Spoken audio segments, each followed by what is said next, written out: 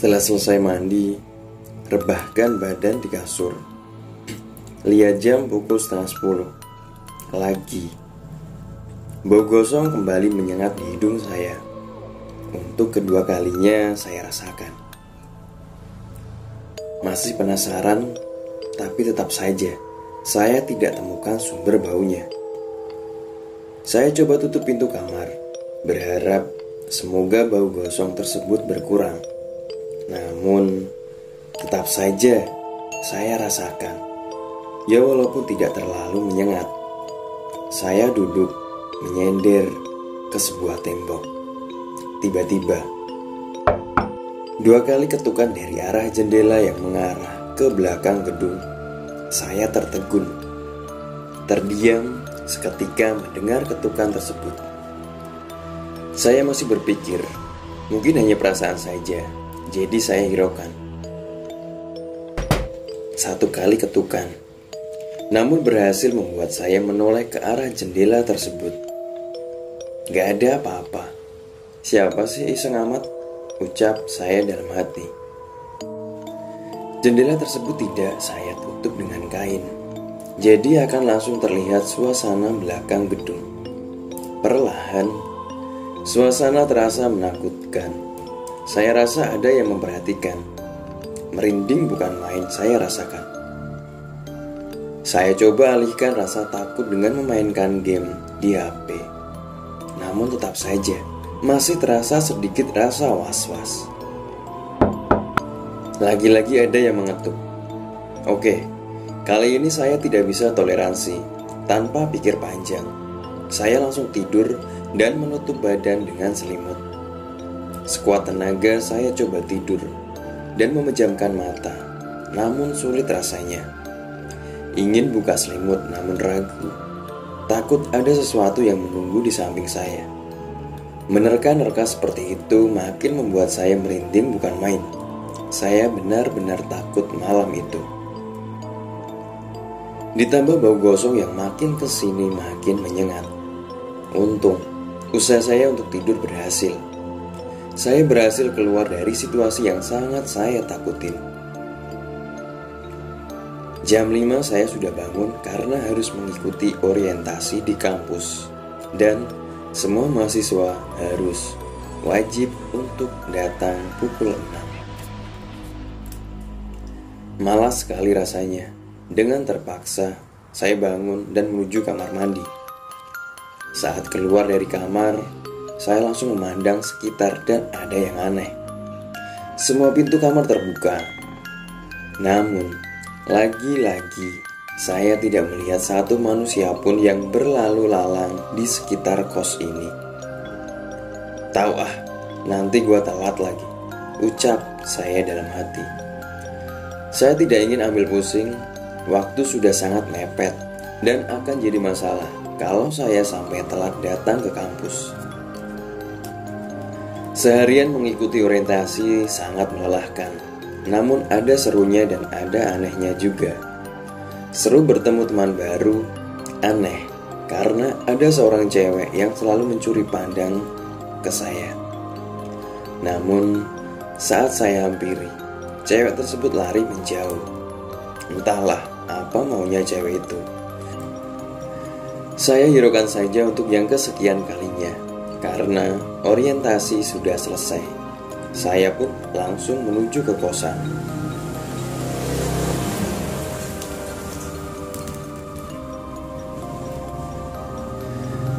Hari ketiga di kosan, sudah mulai bermunculan hal-hal yang aneh. Saya pernah melihat makhluk halus, namun tidak pernah dengan jelas. Hanya sekedar bayangan saja. Malam ini akan berbeda. Saya sedang bersiap untuk tidur.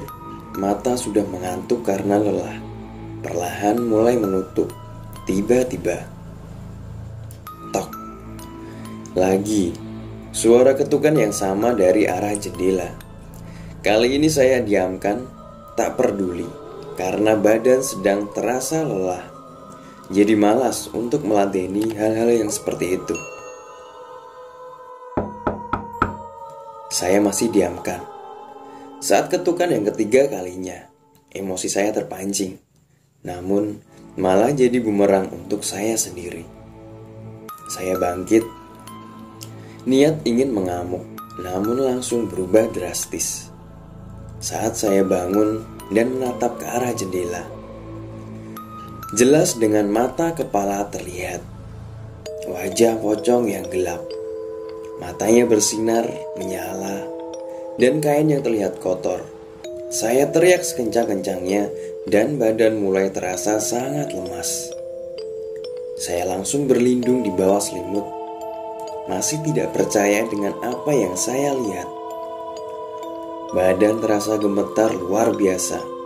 Ingin saya lari, namun rasanya sudah tidak ada tenaga lagi. Butuh 20 menit untuk menenangkan tubuh saya. Lama, karena itu adalah pertama kalinya saya melihat dengan jelas sosok itu yang menurut saya paling seram dibanding dengan sosok lainnya. Perlahan saya buka selimut, ingin tidur pun percuma dengan keadaan takut seperti ini. Nafas yang awalnya cepat, sekarang sudah melambat. Saya gak mau lagi lihat ke arah jendela, gak peduli walaupun ada suara ketukan lagi. Untuk mengalihkan rasa takut, saya mainkan HP. TV baru akan datang besok, dan itu pun hasil dari sumbangan AB untuk saya. Sedang asik browsing, terdengar suara orang berjalan di lantai 2. Setahu saya, di kos ini hanya kami berenam penghuninya. Kamar yang ada di atas kosong, tidak ada sama sekali yang menempati, dan juga gelap karena tidak dinyalakan lampunya oleh nenek pemilik gedung ini. Mungkin si nenek lagi bersih-bersih atas. Coba berpikir positif agar tidak terbawa takut. 5 menit kemudian, setelah langkah kaki tersebut, samar-samar kuping saya mendengar suara tangis. Suara itu berasal dari arah jendela yang berarti ada di luar. Bulu saya langsung merinding luar biasa mendengarnya. Malam-malam mendengar suara tangisan cewek di tempat yang tidak wajar. Tidak tahan dengan suara tangisan cewek itu, saya pun beranjak keluar. Udah feeling pasti sepi. Benar aja, ternyata ini kosan yang udah kayak kuburan. Gak ada satupun makhluk yang berkeliaran. Saya duduk di depan kamar sambil dengerin lagu, biar gak kepikiran sama itu suara nangis. Tak lama ada suara motor masuk. Saya noleh, ternyata Mas Tatang. Saya liatin dan coba sapa dia. Mas, baru pulang? Dia menoleh ke arah saya tapi tidak menjawab. Ekspresi mukanya tetap dingin. Ngeliatnya aja udah bikin saya merinding, seperti bukan manusia pada umumnya. Dia jalan ke arah kamarnya. Saya benar-benar perhatiin gerak dia. Kebetulan kamarnya itu ada di seberang, jadi bakal kelihatan isi kamarnya kalau pintunya dibuka. Dan saat Mas Tatang buka pintu kamarnya, ada yang mengintip kepala melalui celah pintu. Seorang anak kecil seperti senyum ke arah saya. Saya cuma bisa diam, bukan tanpa alasan, tapi karena mata anak itu menyala samar. Kamar yang gelap makin memperjelas cahaya matanya itu. Niat mau ngasih tahu, tapi dia keburu udah masuk kamarnya dan ditutup pintunya. Jujur, saya mau beranjak saat itu, tapi badan gak bisa digerakkan sama sekali. Saya hanya bisa baca-baca doa ayat kursi. Saya maksa mata buat menutup. Syukurlah, tak lama saya bisa bergerak dan langsung kembali masuk ke kamar. Untungnya suara tangis itu sudah tidak ada lagi. Hening. Tak ada TV sama sekali. Cuma HP yang saya pegang. Saking heningnya, suara langkah kaki pun bisa terdengar sampai ke dalam kamar saya. Iya, lagi-lagi ada yang mengganggu. Selama setengah jam saya berusaha buat tidur, tapi susah. karena kebayang tangisan dan tatapan anak kecil itu. Tiba-tiba terdengar suara minta tolong.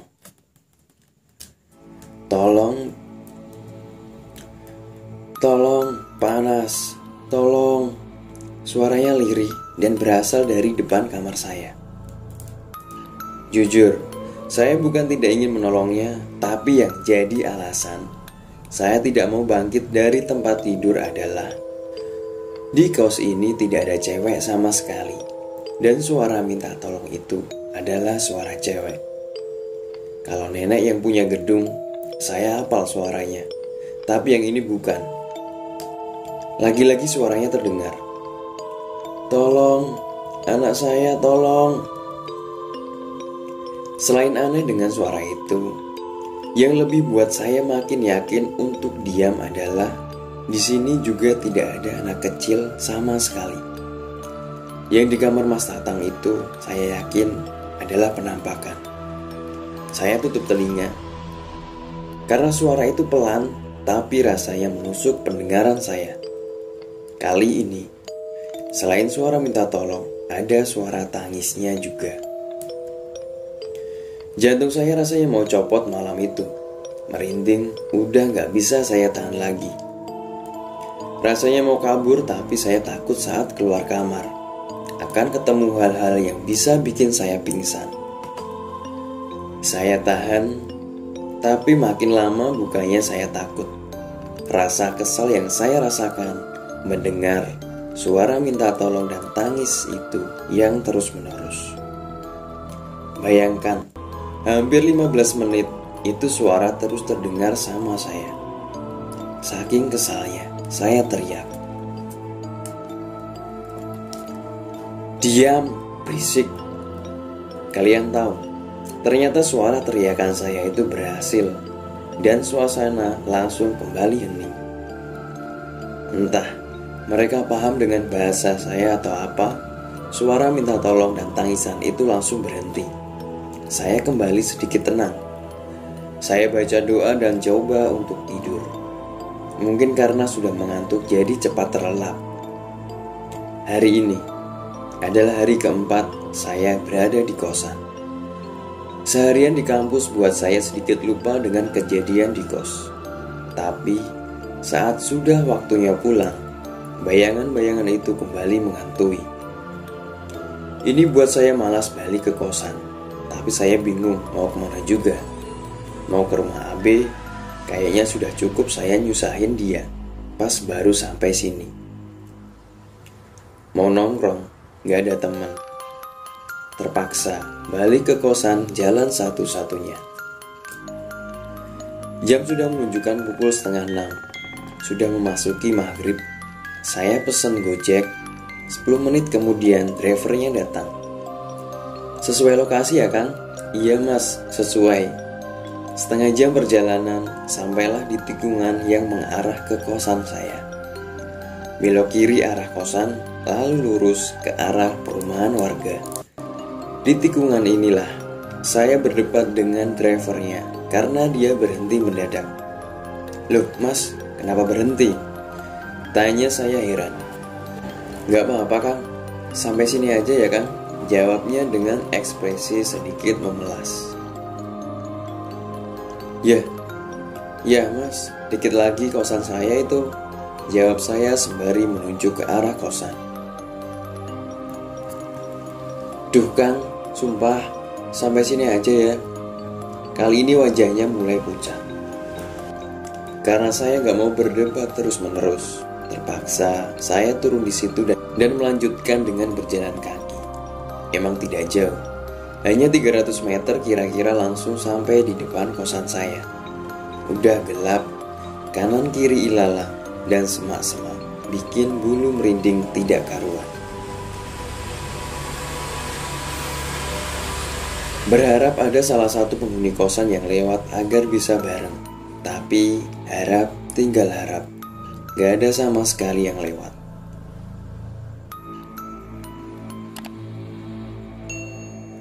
Sepanjang jalan itu pun saya selalu menunduk dan baca doa supaya gak lihat yang aneh-aneh.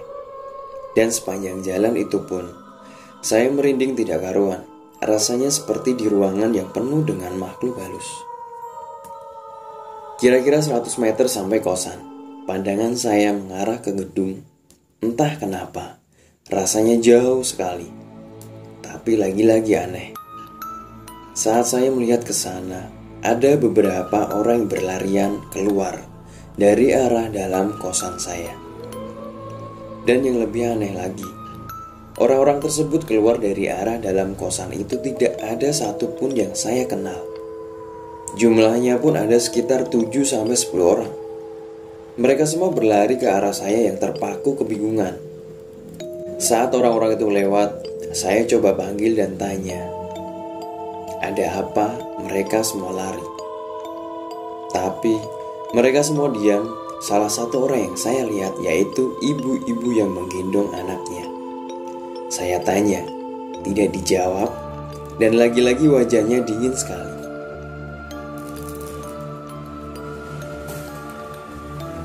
Mereka yang berlari seakan tidak menganggap ada saya di situ. Bahkan sekedar memberitahu saja, tidak sama sekali. Karena penasaran, saya pun langsung berlari ke arah kosan. Lalu saat sampai di depan, saya terdiam. Terdiam karena ternyata tidak ada apa-apa, sepi seperti biasanya. Saya langsung menoleh ke arah orang-orang yang berlarian tadi, dan mereka tidak ada sama sekali.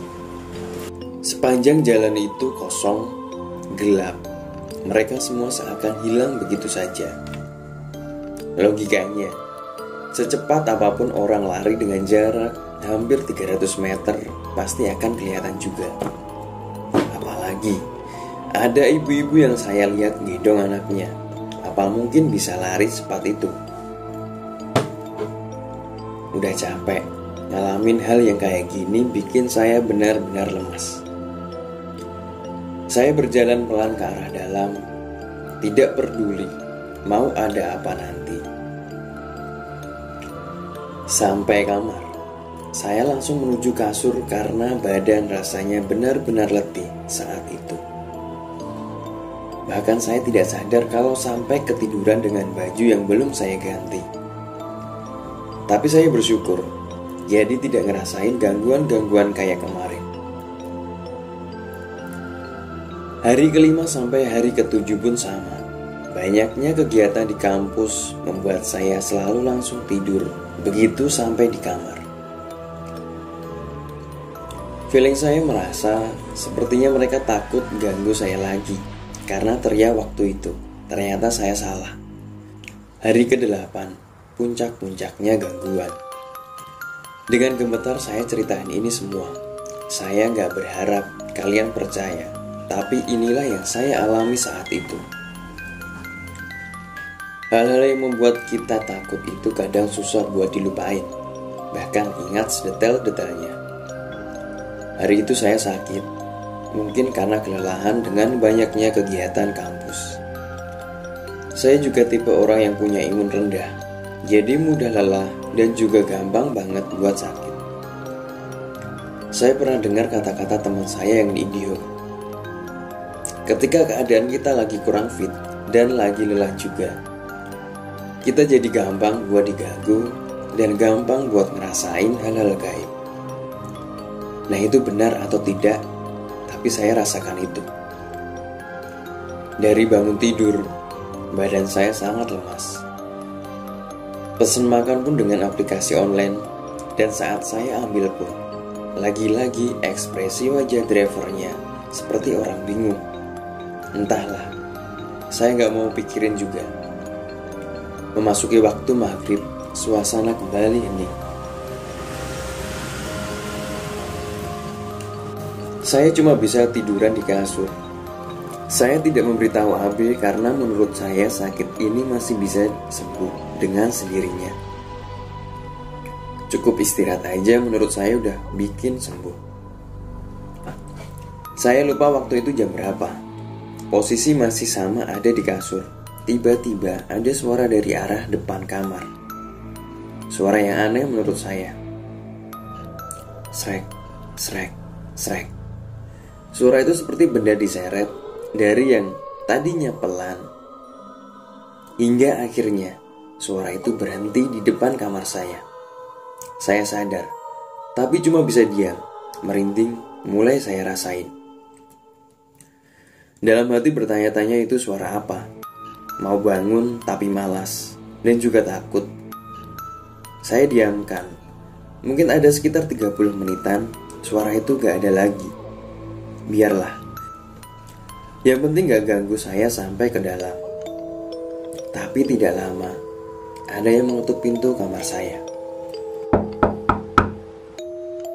Saya diamkan, kalaupun iseng, pasti akan mengetuk lagi. Tok, tok, tok. Pintu kamar saya diketuk lagi. Karena malas saya pun teriak. Siapa? Gak ada jawaban, tapi kembali mengetuk. Tok, tok, tok. Siapa sih? Tinggal ngomong aja susah amat. Ucap saya dengan kesal. Tok, tok. Kesal. Saya langsung bangun dan menuju pintu kamar. Saat dibuka, saya lihat kanan dan kiri tidak ada siapa-siapa. Saya tutup lagi pintu. Saat itu, saya masih masa bodoh karena sedang sakit. Baru mau rebahin badan di kasur, ada yang mengetuk lagi. Tok, cuma sekali ketukan. Saya langsung berlari dan buka pintu dengan cepat agar tahu siapa yang iseng. Tapi ternyata saya tidak melihat siapapun. Bisa diem gak? Gua lagi sakit. Teriak saya karena kesal. Saya tutup pintu dengan keras. Jujur, saat itu saya emosi karena sedang sakit. Masih aja ada yang mengganggu. Hening 10 menit. Ada yang mengetuk tembok kamar saya. Asalnya dari kamar sebelah yang kosong. Duk, duk. Kesal juga. Saya balas dengan pukulan dan teriakan. Diam setan. Sukses. Gak ada lagi yang ngetuk dinding kamar. Rasanya malam ini akan berat buat saya. Dan gak akan saya lupain juga. Setengah jam hening, saya tidak bisa tidur. Obat yang saya minum padahal punya efek samping bisa mengantuk. Tapi entah kenapa malam itu mata saya terasa segar. Suara hening itu disambut dengan suara tawa khas Mbak Kunti. Saya tahu, karena saya pernah dengar waktu di rumah. Gak pakai lama, badan langsung terasa merinding luar biasa. Suara tawa itu kembali terdengar, kecil tapi menusuk di kuping. Rasanya seperti dekat dengan saya. Walaupun merinding, rasa kesal saya belum usai. Saya pun kembali teriak. Bisa diem gak lu goblok? Gak peduli mereka mau marah atau apa. Saya kesal karena ingin istirahat, tapi diganggu oleh mereka. Tapi ternyata saya salah, sudah teriak. Selang 1 menit kemudian, ada yang lewat persis di atas saya. Terserah kalian mau percaya atau tidak, tapi jujur dengan mata kepala saya sendiri, dia terbang melewati kamar saya, nembus tembok. Mata saya benar-benar fokus melihatnya. Bentuknya seperti kain transparan yang lagi ketiup angin. Badan sudah lemas karena sakit. Melihat itu jadi tambah lemas. Rasanya saya mau pingsan, mau lewatin malam itu. Badan benar-benar tidak bisa bergerak, seakan terhipnotis dengan sosok itu. Yang nambah saya takut dan merinding adalah saat sosok itu terbang di atas saya, suara tawanya pun terdengar seakan dia terbang sambil tertawa. Saya tutup badan dan muka dengan selimut, baca-baca doa sekuat dan sebisa mungkin berharap gak diganggu lagi. 10 menit hening, perkiraan saya sudah tidak akan diganggu lagi. Niatnya saya mau keluar malam itu, kabur entah kemana. Daripada diam di sini bisa makin parah gangguannya.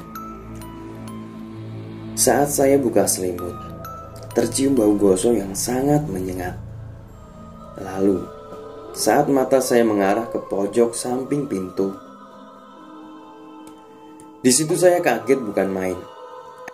Apa yang saya lihat masih saya ingat sampai sekarang. Sosok badan hitam, layaknya badan manusia yang terbakar, sedang melihat ke arah saya. Sosok itu sedang duduk dan tangannya menjulur ke arah saya lalu meminta tolong. Melihat hal itu langsung buat saya lemas tidak karuan. Sosok itu seakan mengunci pandangan saya. Hampir 1 menit lamanya saya lihat sosok tersebut. Sedikit transparan, namun jelas bentuknya yang hitam gosong dan beberapa bagiannya hancur. "Tolong saya."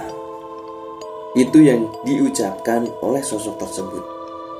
Pandangan saya masih tertuju ke sana dan tak terasa air mata keluar dari mata saya. Tak lama sosok itu hilang.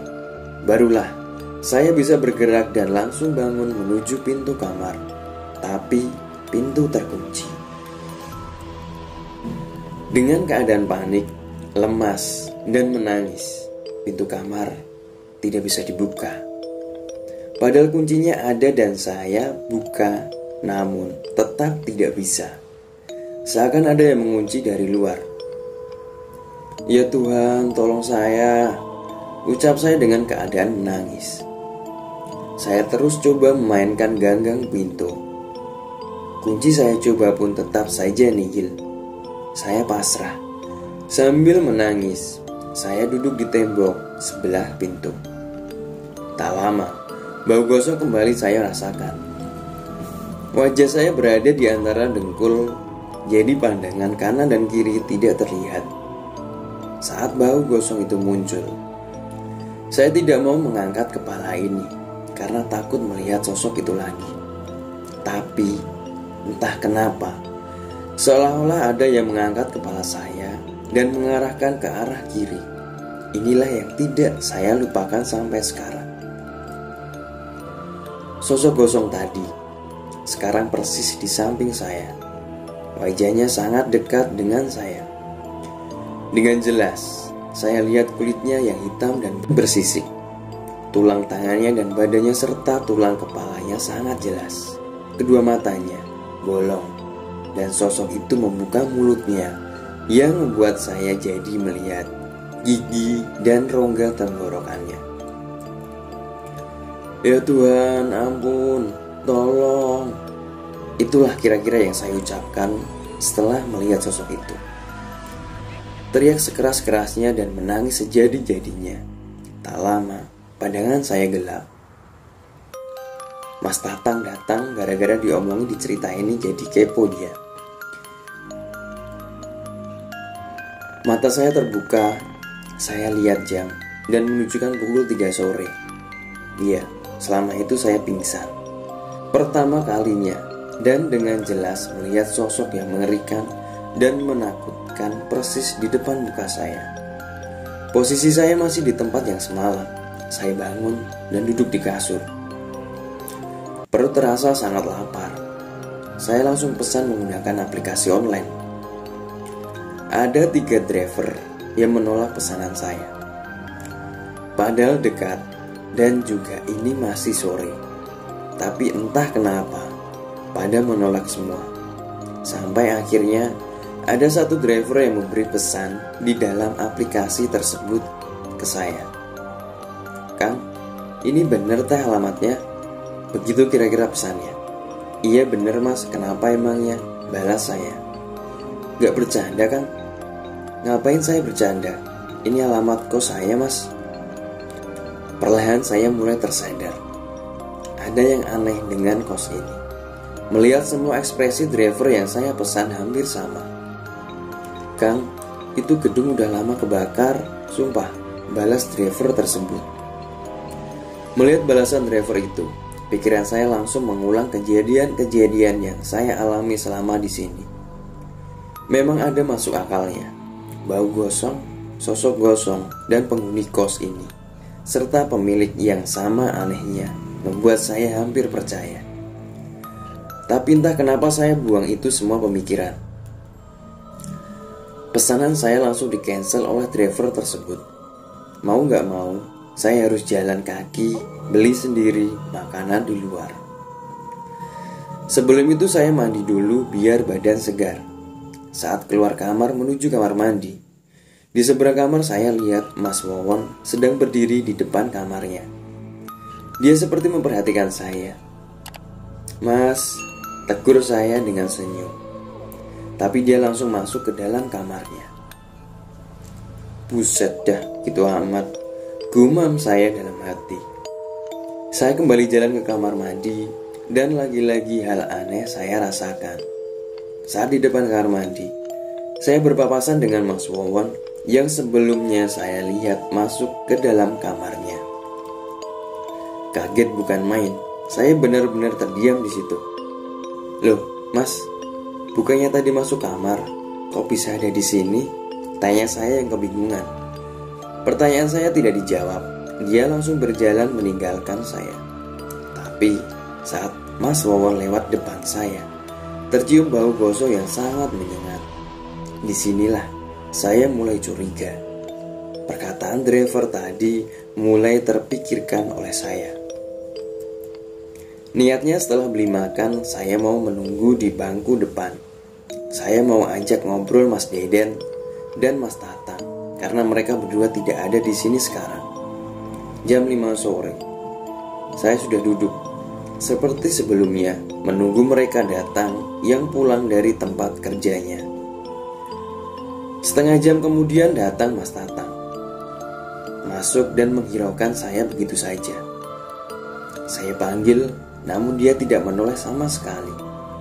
Ya sudah, saya biarkan. Mungkin sedang lelah baru pulang kerja. 10 menit kemudian, Mas Deden datang. Kali ini dia menoleh ke arah saya. Tapi ya tetap saja, sama seperti Mas Tatang, cuekin saya. Kesel, saya langsung masuk ke dalam kamar. Di dalam kamar pun pikiran saya memutar-mutar. Karena pesan dari driver tersebut, saya jadi kepikiran, apa benar yang dia omongin itu? Tapi di satu sisi, saya sedikit tidak percaya, walaupun sudah sering diganggu di sini. Mungkin karena harga kos yang murah, jadi nalar saya menipis semuanya. Gue samperinlah satu-satu daripada penasaran, ucapku dalam hati. Jam 7 malam, saya tahu mereka semua ada di kamarnya, karena tidak ada suara motor yang menyala, dan saya juga lihat dengan mata kepala sendiri kalau mereka semua masuk ke dalam kamarnya. Saya bangun, berjalan menuju ke arah kamar Mas Deden. Pintunya tertutup. Saya ketuk, tapi tidak ada jawaban. Kali ini saya benar-benar kurang ajar. Seenaknya buka kamar orang lain. Tapi karena saya penasaran, saya harus lakukan itu. Saya buka kamarnya, gelap. Tidak kelihatan apa-apa di dalamnya. Bermodalkan lampu dari HP, saya terangi dalam kamarnya, dan saya terdiam saat itu juga. Saya tidak melihat satupun benda ada di dalam kamarnya Mas Deden. Bahkan kasur pun tak ada. Sama sekali, kamarnya benar-benar kosong total, layaknya ruangan baru. Di samping itu juga Mas Deden tidak ada. Hati mulai gelisah, perkataan driver itu sedikit demi sedikit mulai terbukti dengan sendirinya. Saya tinggalin kamar Mas Deden dengan kondisi pintu terbuka lebar dan menuju kamar Mas Wawon. Saat saya ketuk, sama halnya dengan Mas Deden, tak ada jawaban. Saya langsung buka. Lagi-lagi kondisi yang sama dengan kamar Mas Deden. Tak ada barang, kasur, bahkan orangnya pun tak ada. Pikiran mulai kacau. Merinding saya rasakan saat itu. Tapi masih berusaha buat yakinin diri sendiri kalau ini benar-benar kosan nyata. Kali ini, saya tidak mengetuk pintu kamar Mas Tatang. Saya sudah tidak peduli lagi saat itu. Dan saat pintu terbuka, semua kondisi kamar sama, kosong. Gak ada satupun barang dan manusia pun tak ada sama sekali. Lemas, Badan saya benar-benar lemas saat itu. Saya berjalan ke arah depan menuju tempat duduk dekat gerbang. Pikiran saya kacau saat itu. Badan merinding luar biasa. Saya gak tahu harus apa. Benar-benar buntu. Tak lama, terdengar suara pintu terbuka. Saya menoleh mencari sumber suara pintu tersebut. Suara itu berasal dari kamar Mas Deden. Saya cuma bisa diem, gak bisa ngomong sama sekali. Pandangan saya terfokus ke arah sana. Pikiran saya carut marut.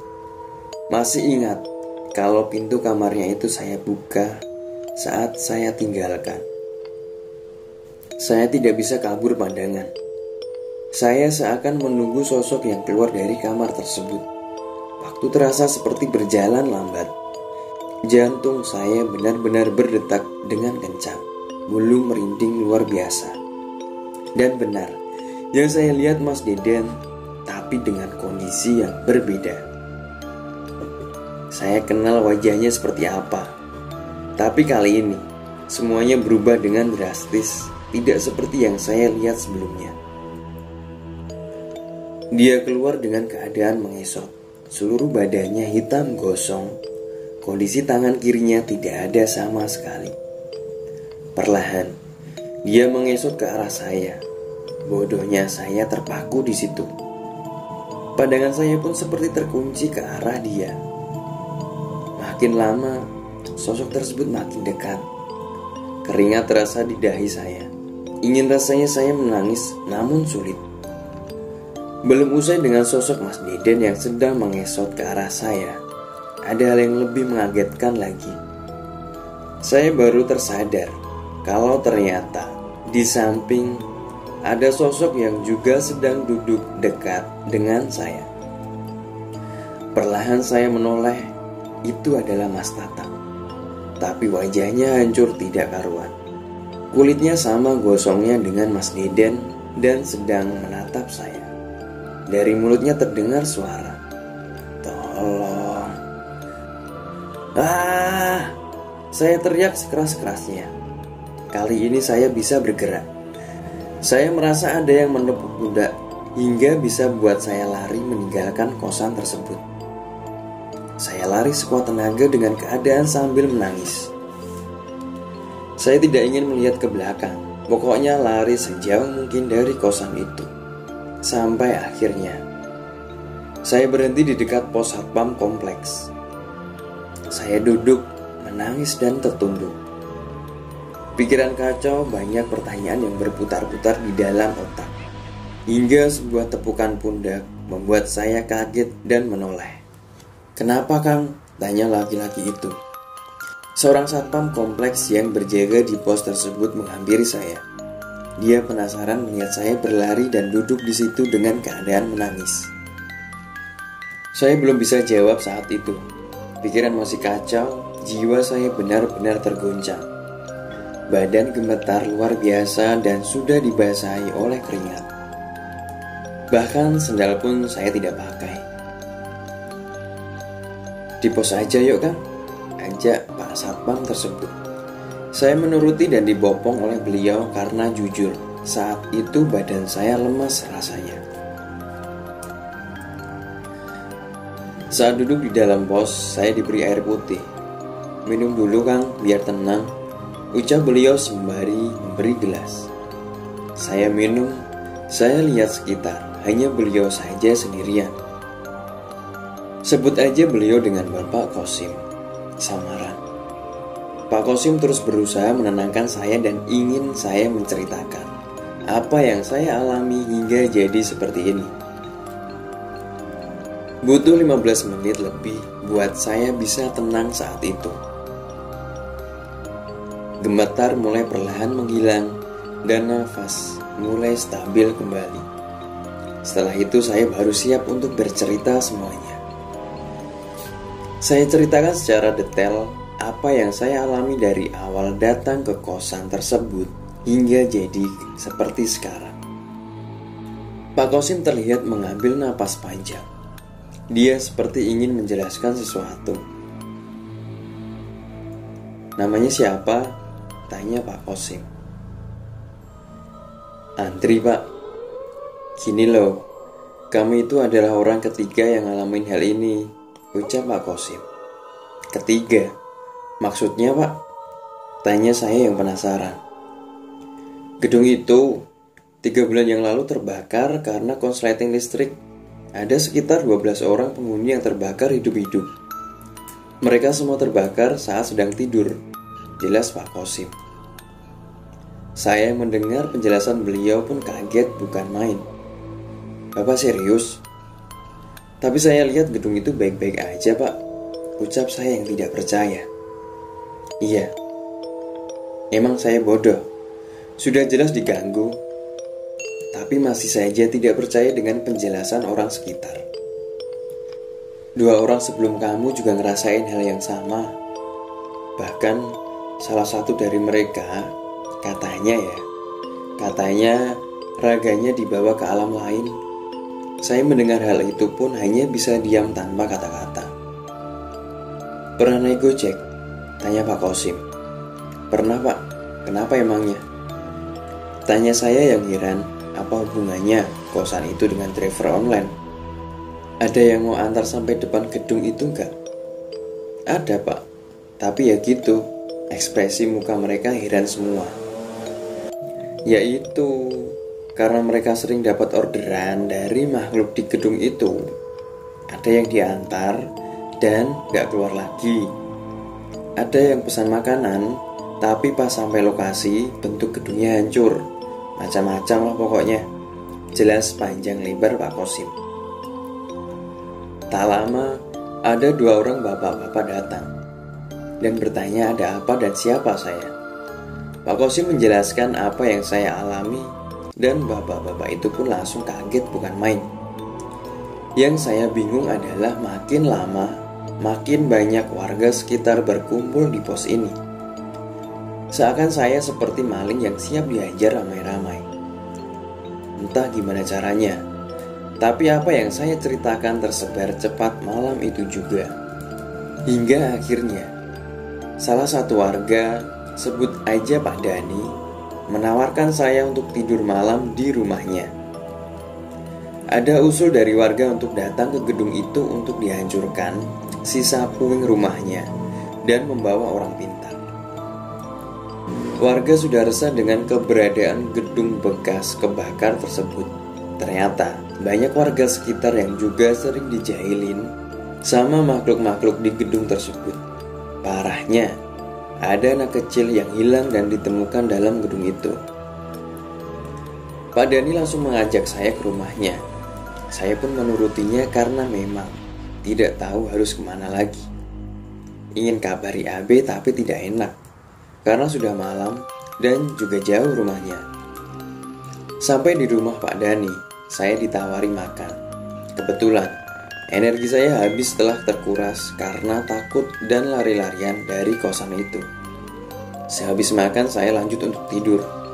Besok, niatnya saya dan warga ke sana sekalian ambil barang saya.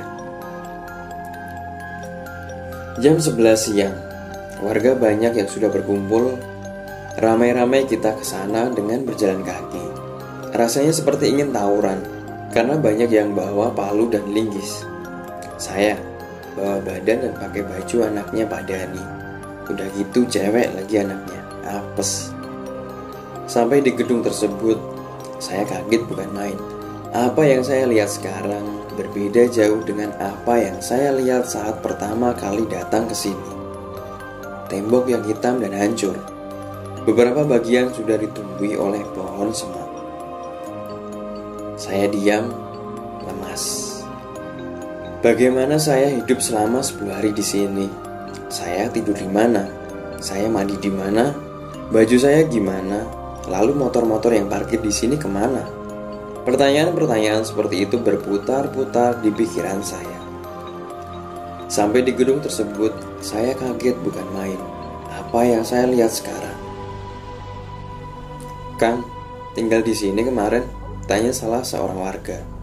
Iya, jawab saya yang lemas. Berapa lama? Kok bisa sih? 10 hari lah kira-kira. Saya juga nggak paham, Mas. Saya datang ke sini aja bagus banget ini gedung. Banyak warga yang bertanya-tanya, mereka penasaran dan heran. Bagaimana saya bisa tinggal di sini dengan makhluk halus tersebut? Saya jalan ke arah kamar saya. Niat hati ingin ambil barang, tapi nihil. Percaya atau tidak, barang saya semuanya hangus, tidak berbekas. Tidak ada yang bisa diselamatkan juga. Entahlah, masa bodoh. Udah cukup dengan kejadian semalam. Dan ditambah hal seperti ini lagi, bisa pecah kepala saya lama-lama. Tak lama Abe datang dengan wajah yang keheranan. Dan sepertinya banyak pertanyaan yang mau dia tanyakan ke saya. Belum mengucapkan, saya langsung naik motornya dan meminta dia bawa pergi jauh-jauh dari sini. Selama di perjalanan, saya ceritakan detail apa yang saya alami. Mulai dari lihat nomornya di tiang hingga tadi malam. Memang susah buat percaya, tapi ya inilah apa yang saya alami. Bahkan saya sendiri pun tidak percaya bisa mengalami hal seperti ini. Saya udah lupain semuanya semenjak kejadian itu. Saya sekarang tinggal menumpang di rumah Abi, karena ternyata dia ceritakan semuanya ke orang tuanya. Hingga orang tuanya memaksa saya buat menetap sementara di rumah mereka. Ya apa boleh buat, saya pun juga masih trauma dengan kejadian itu.